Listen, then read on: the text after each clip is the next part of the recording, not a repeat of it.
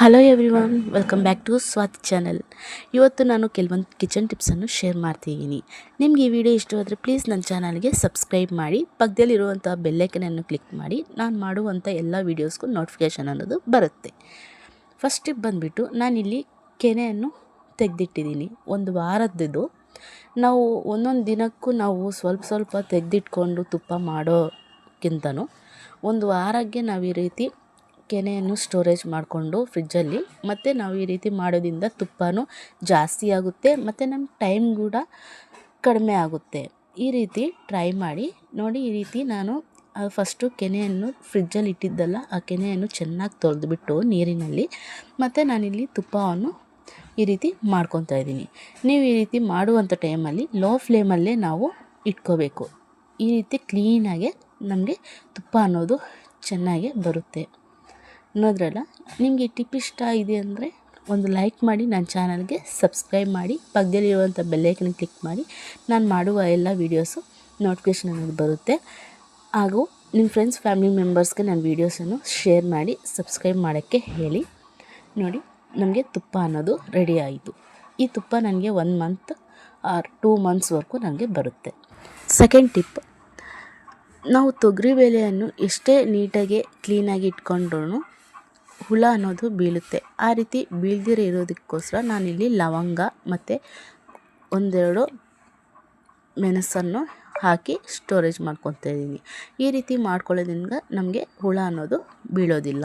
Tip number 3, ನಾವು ಮೊಟ್ಟೆಯನ್ನು ಬೇಯಿಸುವಂಥ ಟೈಮಲ್ಲಿ ಈ ರೀತಿ ಈರುಳ್ಳಿ ಸಿಪ್ಪೆಯನ್ನು ಹಾಕಿ ಎಗ್ಸನ್ನು ಚೆನ್ನಾಗಿ ತೊಳೆದ್ಬಿಟ್ಟು ಮತ್ತು ಈ ಸಿಪ್ಪೆಯನ್ನು ಹಾಕಿ ನಾವು ಈ ರೀತಿ ಕುದಿಸಬೇಕು. ಈ ರೀತಿ ಮಾಡೋದ್ರಿಂದ ನಮಗೆ ಒಂದೊಂದು ಟೈಮಲ್ಲಿ ಏನಾಗುತ್ತೆ ಅಂದರೆ, ಎಗ್ಗನ್ನು ಈ ರೀತಿ ಅದ್ರ ಸಿಪ್ಪೆ ಬಿಡಿಸೋವಂಥ ಟೈಮಲ್ಲಿ ಎಗ್ ಸಮೇತ ಬರುತ್ತಲ್ವ, ನಾವು ಈರುಳ್ಳಿ ಸಿಪ್ಪೆ ಹಾಕೋದ್ರಿಂದ ನಮ್ಗೆ ಈ ರೀತಿ ಎಗ್ ಸಪ್ರೇಟು ಸಿಪ್ಪೆ ಸಪ್ರೇಟು ನೀಟಾಗಿ ಈ ರೀತಿ ಕ್ಲೀನಾಗೆ ಬರುತ್ತೆ.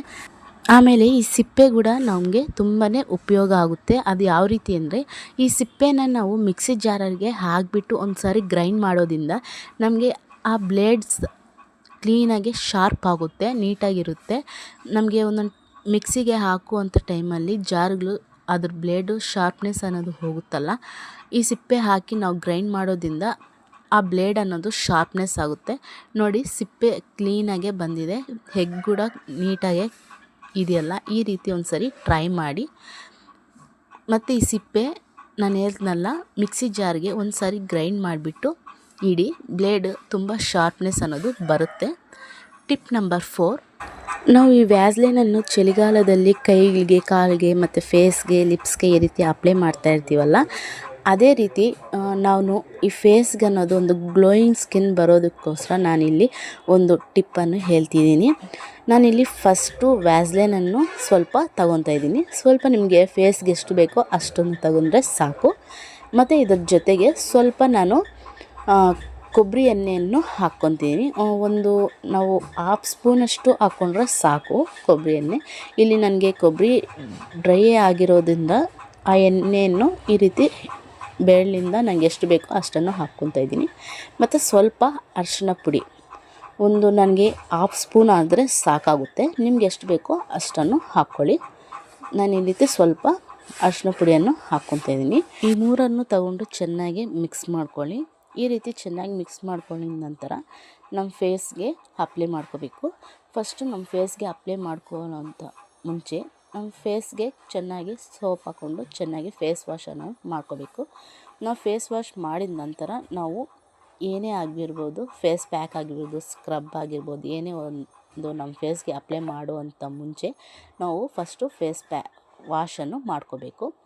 ಆದ ನಂತರ ನಾವು ಈ ರೀತಿ ಏನಾದರೂ ಸಹ ಅಪ್ಲೈ ಮಾಡ್ಕೋಬೇಕು. ಈ ರೀತಿ ನಾನು ಹ್ಯಾಂಡ್ ಮೇಲೆ ಮಾಡ್ಕೊಂಡು ತರಿಸ್ತಾ ಇದ್ದೀನಲ್ಲ, ಈ ರೀತಿ ನಾವು ನೈಟ್ ಮಲಗುವಂಥ ಟೈಮಲ್ಲಿ ನಮ್ಮ ಫೇಸ್ಗೆ ಅಪ್ಲೈ ಮಾಡಿಬಿಟ್ಟು ಬಿಡಬೇಕು.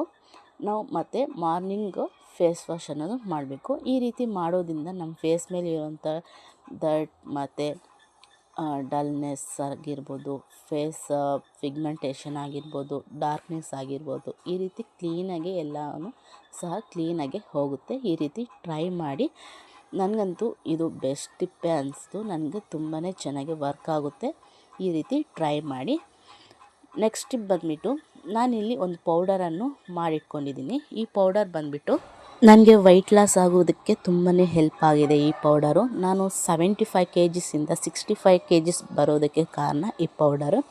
ಅದು ಈ ಪೌಡರ್ಗೆ ನಾನು ಏನೆಲ್ಲ ಹಾಕಿದ್ದೀನಿ ಮತ್ತು ಯಾವ ರೀತಿ ಮಾಡಿದ್ದೀನಿ ಅಂತ ನೆಕ್ಸ್ಟ್ ವಿಡಿಯೋದಲ್ಲಿ ತೋರಿಸ್ತೀನಿ. ಫಸ್ಟ್ ಆಫ್ ಆಲ್ ಬಂದುಬಿಟ್ಟು ನಾವು ಮಾರ್ನಿಂಗ್ ಎದ್ದಿದ ತಕ್ಷಣವೇ ಈ ರೀತಿ 1 ಸ್ಪೂನಷ್ಟು ಪೌಡರನ್ನು ತಗೊಂಡು ಮತ್ತು ಒಂದು ಲೀಟರಷ್ಟು ನಾವು ಬಿಸಿ ನೀರನ್ನು ಕುಡಿಬೇಕು. ಮತ್ತು ನಾವು 1 ಅವರ್ ಆದ ನಂತರ ನಾವು ಟಿಫನ್ ಆದರೂ ಮಾಡ್ಕೋಬೋದು. ನನಗೆ ಈ ಟಿಪ್ಸು ತುಂಬಾ ನನಗೆ ಹೆಲ್ಪ್ ಆಗಿದೆ. ನಿಮ್ಗೆ ಈ ಟಿಪ್ಸ್ ಎಲ್ಲ ಯಾವ ರೀತಿ ಹೆಲ್ಪ್ ಆಗಿದೆ ಅಂತ ನನಗೆ ಕಾಮೆಂಟ್ ಮಾಡಿ. ನಿಮ್ಗೆ ಇಷ್ಟವಾದರೆ ಪ್ಲೀಸ್ ನನ್ನ ಚಾನಲ್ಗೆ ಸಬ್ಸ್ಕ್ರೈಬ್ ಮಾಡಿ, ಪಕ್ಕದಲ್ಲಿರುವಂಥ ಬೆಲ್ ಐಕನ್ ಕ್ಲಿಕ್ ಮಾಡಿ. Thanks for watching.